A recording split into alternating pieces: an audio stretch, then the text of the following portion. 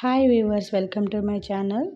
ఈరోజు నేను చూపిస్తుండే ఈ ఫుడ్ మనం పిల్లలకి పాలకూరతో ఇలాగా పెట్టాము అంటే సరిగా ఫుడ్ తీసుకొని వాళ్ళు ఖచ్చితంగా పిల్లలు ఈజీగా తింటారు. మేకింగ్ ప్రాసెస్ కూడా చాలా ఈజీ. ఇంకా మనం పాలకూర 6 months బేబీస్ నుంచి మనం ఏ వయసు పిల్లలకైనా పెట్టొచ్చు.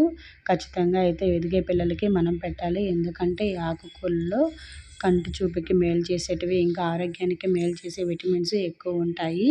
సో నేను చూపించే ఈ ఫుడ్ మనం 7 months బేబీస్ నుంచి పెట్టొచ్చు. 1 year అబోవ్ పిల్లలకి ఎలా పెట్టాలనేది నేను ఆల్రెడీ వీడియోస్ చేస్తున్నాను, ఒకసారి చెక్ చేయండి. ముందుగా మనం దీనికోసము ఇలాగ అటుకులు ఒక 4 స్పూన్లు తీసుకొని నీట్గా వాష్ చేసుకొని ఒక 10 నిమిషాలు నానబెట్టుకోవాలి. ఇలా నానబెట్టుకోవడం వల్ల అవి తొందరగా ఉడుకుతాయి. తర్వాత ఒక బాండిల్ తీసుకొని దానిలోకి కొంచెం నెయ్యి వేసుకొని ఇది బాగా కొంచెం హీట్ అయిన తర్వాత కొంచెం జీలకర్ర వేసుకోవాలి.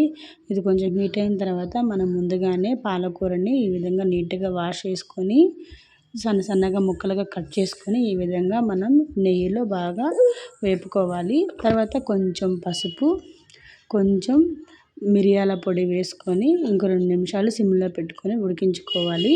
ఈ ఆకుకూర బాగా ఉడికిన తర్వాత మనము ఆల్రెడీ నానబెట్టుకున్న అటుకుల్ని వాటర్ అంతా తీసేసి దీనిలోకి ఆకుకూరలోకి వేసేసుకొని బాగా కలుపుకోవాలి. 4 పక్కల ఆకుకూర అంతా కలిసేటట్టు. తర్వాత కొంచెం 1 year అబోవ్ పిల్లలకి పెట్టేవాళ్ళైతే కొంచెం సాల్ట్ యాడ్ చేయొచ్చు, లేకుంటే అవసరం లేదు. కొంచెం లిక్విడ్ ఎక్కువ కావాలి అనుకుంటే కొంచెం వాటర్ వేసుకొని ఇంకో 2 నిమిషాలు ఉడికించుకోవచ్చు.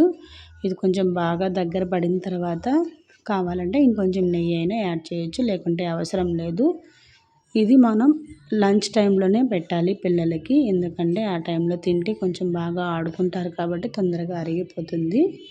సో ఫస్ట్ టైం ఇంట్రడ్యూస్ చేయాలి అనుకున్న వాళ్ళకి ఇది బెస్ట్ ఫుడ్. సో మీకు నచ్చితే లైక్ చేయండి, వీడియో సబ్స్క్రైబ్ చేయండి. Thank you so much watching my video. By.